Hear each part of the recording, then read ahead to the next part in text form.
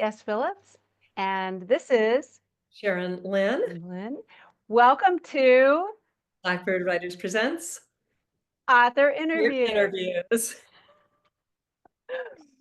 This is going to be so much fun. Sharon, Lynn, and I do all of the interviews for Blackbird Writers and for the podcast. And Sharon Lynn writes mostly cozy mysteries placed in England. Her Bath series is delightful.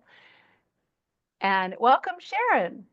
Thank you so much. And Tracey S. Phillips is a suspense writer who can just create atmosphere like a magician. As you read, things just unfold in full 3D. And that's whether she's writing for adults or romance or middle grade. So she's just an amazing author and the founder of the Blackbird Writers and the founder of Author Interviews. Yeah. So we have been doing, I was looking at the history. We have almost 200 interviews now. I Oh, know. And I forgot to, I think we started them in 2021. So that was when I first started interviewing authors. And I mean, I just, because I love talking to people about writing, right? oh yeah, definitely. And Um, yeah, the process and everything that everybody goes through. And it was one of those things where you had started it and then people started wanting more and more. And so you kind of roped me into doing it as well. And I was so nervous. And it's so much fun. It's just so great to talk to other authors and get to know people and get their stories out there for more people to see. right, because and isn't it so amazing how everybody's process or their journey is so different? Entirely And different. Yeah, some people will be like, I do this, and then I think, okay, I can wrap my head around that. And then the next person you talk to is totally different. And right, yeah, just yeah, love it. It's I never know, I love it too. It's so amazing, and because also I think it gives you different ways of looking at how you do your own process. exactly. Yeah. Yeah, well, one question that I ask almost everybody is, is this character based on somebody, or do you base your characters on somebody? And I don't tire of the question because I've never had a repeated answer. Right. It's just fascinating. Yeah, I love that too. And I've started asking people just this year I started asking what was the most daunting thing that ever happened to you, or did you ever have that extreme moment of doubt about your process? Yeah. Because we all go through that too. Yeah, it's not like you just dash it off on your first draft and send send there's a dog squeaky toy behind me. I apologize. Oh, I wondered what that was. That would be a dog with a squeaky toy. And that's the other thing I love about these interviews is like people's cats walk across the screens and dogs bark, and we just leave it all in there because their authors are people too. So it's kind of fun to see that home life. Um, Yeah, I totally forgot what I was saying, so that works too. I love it. So what is it that is there one thing that you love best about interviewing authors? It's just getting to know people. I feel like everybody I've interviewed, I can now call a friend. Um, and and that's just wonderful. And it started with just the Blackbirds. We were doing 2 interviews a month. We have 24 Blackbirds. That's it. That's everybody. But we don't all put out books every single year. Right. So sometimes it made room for interviewing others. And Yeah. I like to find people at conferences, either panels I've watched or panels I've been on, and get to know new authors that way. And Yeah. Yeah, for me, I think that it's a great opening. I mean, I love meeting people, but it really helps to have um, like something to offer in a way. Hey, I Yeah. read your books and I love them. And by the way, I do this podcast. Would you like to be on it? You know, Yeah. it's a conversation starter anyway. Yeah, it really is. And last year, it did win a gold medal for best YouTube channel from the ELIT Awards. So that gives me the confidence to reach out to people that I might not have reached out to before. It's just like, no, really, we do okay. Yeah, absolutely. And that was such a surprise to me. You must have submitted our information to that Yeah. because when I found out, I was just ecstatic. And I forgot to wear my medal. I should be wearing my medal today. Nice to just have a stack of those. Yeah, wouldn't it be nice? So so you said you had that one question that you like to ask, and I had the one question that I like to ask everybody. But as far as people you've interviewed, was there anybody that just particularly stood out to you as this was just so much fun?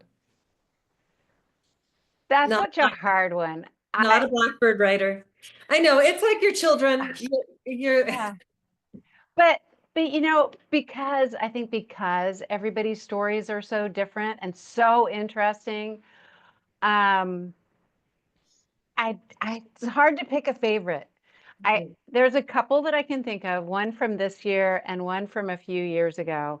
I interviewed Robert Dugoni, that was and that was one of my favorite interviews because, you know, he's kind of one of those upper mid-list or upper, you know, echelon authors. And I'm, you know, just trying to introduce myself to him was like, hi, I'm nobody, but I love your books. But he was just the nicest guy. And my other interview that was really great was somebody that a couple of other Blackbird writers introduced me to was Scott Graham. And he writes the National Parks Mystery Series. And that was a really interesting interview. And I love it when authors can write crime fiction and spin it in a way that is like making you more aware of planetary issues. Mhm. Yeah. Well, and our own Jeff Nania does that very well Yeah, as yeah. exactly. Yeah. Yeah. So what about you? Um, again, it's like whoever I'm talking to at that time is my favorite. Um, but if I had to pick, I think James Latoile, not trying, I don't think I said it right in the interview, but he worked in the California prison system in Right. maximum security. And he like had an office within a prison within a big old complex. And that was just fascinating. And you know, it's like, well, you've got stories, sir. And they're fascinating. And then another one I just did a couple of months ago, Ian Moore, and Ian started his career as a stand-up comedian. So he was just, and he's a British expat living in France with his wife and children. And he is just so, his delivery is just so dry and funny. And I was just laughing the whole way through. So that was kind of fun. That was a funny interview. He was great. What and I love it when you get to interview somebody who doesn't mind talking about themselves and, you know, and they're definitely having a good time on the other side. It helps a lot. Ah. So, did you ever have like a funniest moment? Funniest moment. Um, yeah, pretty much Ian Moore telling me that his character that is in his um, Foley Valley series is based on him, and then like 5 minutes later saying that his wife hated that character. Thought that was pretty hilarious. So I think that probably does it. Yeah. That's funny. How about you? Um, there was one time where I was interviewing someone, and he stops in the middle of, he kept like hesitating a lot, and then he's like, "Do you hear that?" and and he got up, and then he comes back in the middle, and so we're still recording. Thank goodness for edits. But he said, my wife brought the plumber in today, and he's on the other side of the wall here making all this noise. So I told him to leave. Okay. We don't need your nasty plumbing. That's awesome. Yeah. Yeah, I had one. I think it was Emma Deakins when she's like, "I have something in the oven. I'm sorry. I tried to get it in sooner and I didn't, and it's going to go off in 15 minutes, and I'm just going to get up and I'm going to go take it out." I'm like, "Okay." And by the way, we're recording. Yeah. I think I'm like, maybe Tracey, could you edit that out for us? So opposite of that, have you ever had, what are your most shocking like moments and revelations that you had? You know, I guess I don't have any. Okay. And that's so weird. Okay, because Make I up for write, it. maybe my expectations are high because I write thriller. Yeah. Yeah. Well, okay. My very first interview, and again, you roped me into this process, and I was like, "Oh, okay." And you're like, "First one is with Sheila. She is," whoops, wrong way. Sheila Lowe is a Blackbird. I had been reading her Claudia Rose series and absolutely loved them. So I was like, "Okay, I can talk to Sheila about this." And this, I forget what number in the series was, maybe 7 or 8. And she has this new character who is this very headstrong teenager. And so I asked her if her headstrong teenager character was based on everyone. And what she tells me is that, yes, she was based on my daughter. And today is the anniversary of my daughter's murder. And And you didn't know that. I didn't know. She knew I was going to ask the question. She had prepared for it. She was like, "Okay." Yeah. But that was quite shocking. So Yeah. that was again my first interview. And she had just Yeah. gotten to the point, it had been 20 years or so, and she had gotten to the point where she was ready to talk about it and talk about her daughter. And she's kind of written another series, the Pierce the Veil series, or Beyond the Veil series, where her daughter's Right. spirit lives on in those. So Yeah. uh um Yeah. it I was can see how that fascinating, would, but I I was a can, little shocked. And then another one, Emma Deakins, or Deacon, who also goes by Marian Cook when she writes nonfiction. Um, yeah, we're just talking about cozy mysteries set in Britain. Her series is British mystery book tours. So her character takes people around to like the Cotswolds and shows all the place other mysteries were written in the Cotswolds. It's really delightful. And I'd read a few of her books, and so I asked, you always have like this little bit of a thread somewhere, either it's the main crime or it's a support crime of drug abuse, and specifically fentanyl poisoning. And so I asked her, and she's like, "Well, my son died of fentanyl addiction." oh, And so that was another one. She knew I was going to ask the question. She was ready for it, but I was not. wow. Well, and how can you know those personal details? Yeah. You can't. But Yeah. it's one of the reasons that I love the interview process so much, is because as I said, we're never trying to do a gotcha moment. We send our Right. questions to our interviewees in advance. they know what's going to be asked. It's never a surprise to them. And it gives them time to think, do I want to reveal this? And Right. sometimes it's like in Emma's case, she wants that message out there. Um, you know, we need more on counseling, less on just punishment. That's kind of her theme. And drugs are bad. Yeah. Drugs are bad. Yeah. That's basically Drugs what are, drugs are yes, very bad. agree. I like it. Like I said earlier, I think it's really amazing when authors can take their, fiction, a mystery story, and then, give you information about really real things that are happening in the world. Yeah, Yeah, absolutely.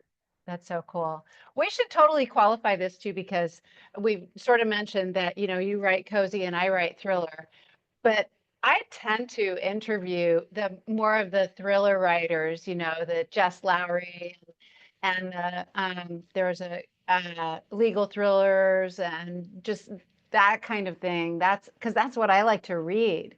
And so, who do you like to interview? I like to read everybody I've interviewed.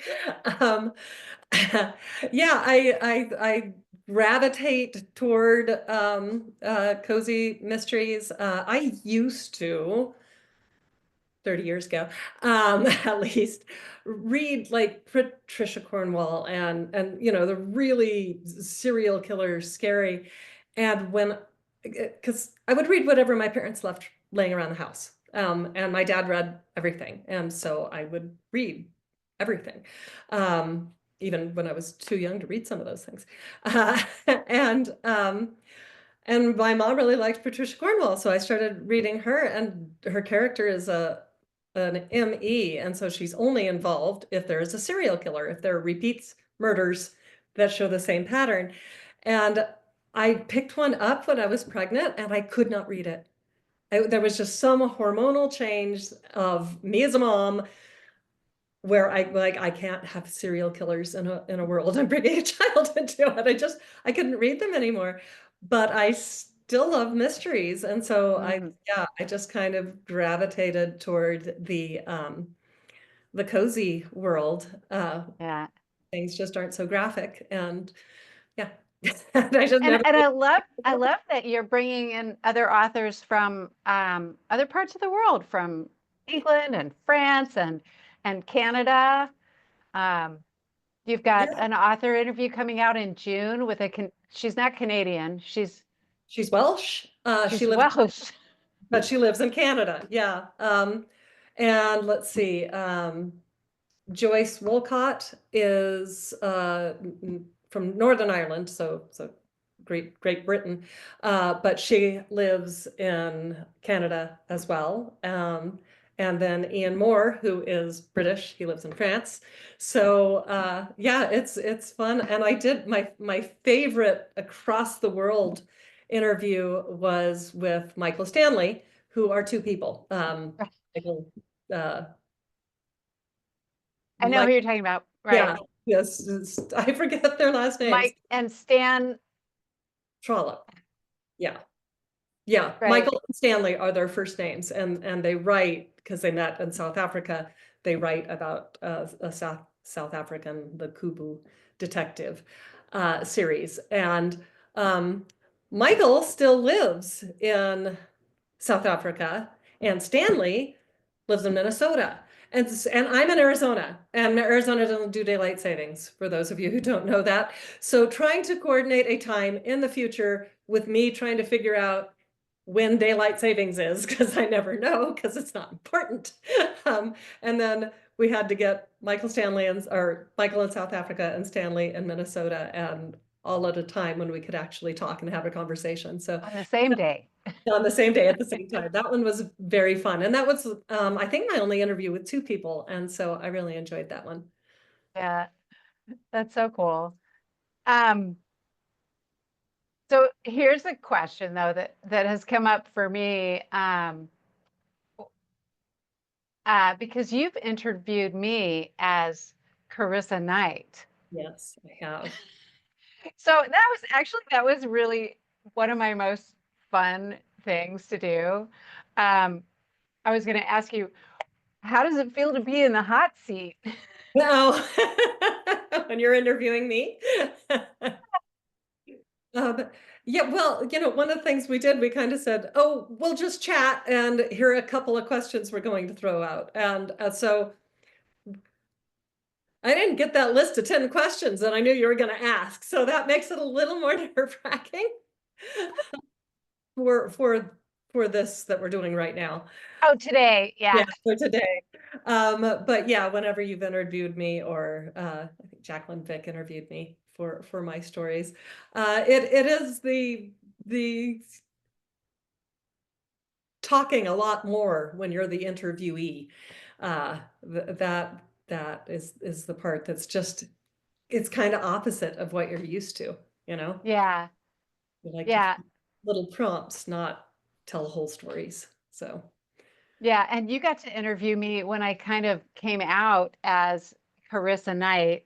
I had been hiding behind this pseudonym, and which is ridiculous because anybody can find you online yeah. anywhere, and somewhere down in my website in the very bottom it says, "Oh, and I also write these other books." Um, you know, but I wore sunglasses for that interview as if you wouldn't know who I was. So chic. Well, Yeah. it's a very different style for you than Best Kept Secrets, for example. And then also Forewarned, which is more young adult, coming of age.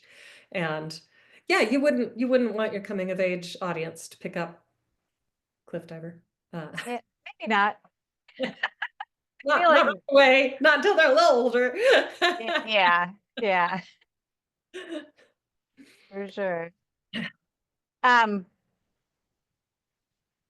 so I don't know, what else do you want to talk about this? I mean, it's just so much fun.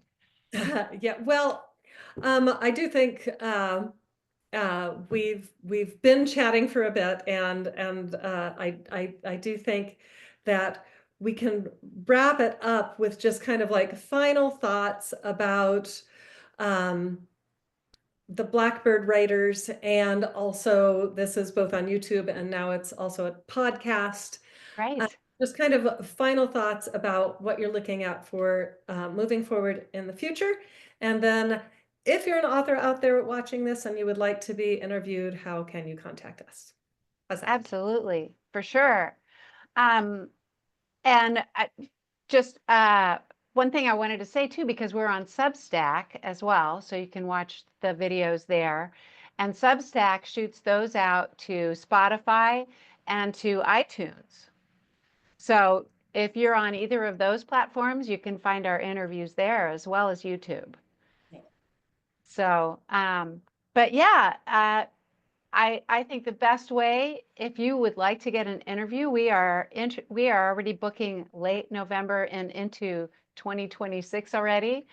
Um, and if you wanted to reach out to either of us, you can do that. You can reach me at my email, which I'll put in the chat, and that's Tracey S. Phillips at uh, actually, what is my email?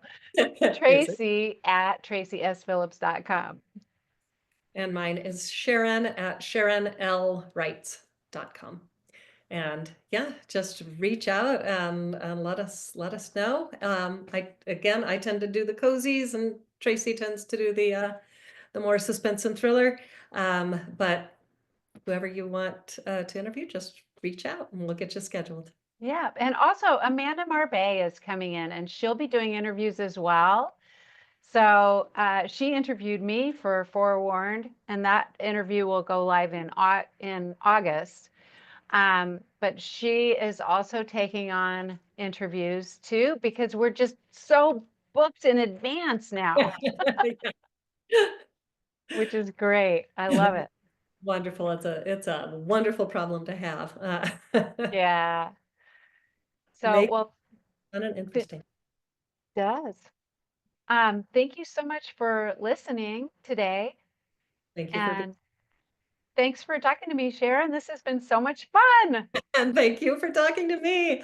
Always love a chance to talk to a fellow Blackbird and especially our fearless leader, Tracey S. Phillips. Oh, thank you.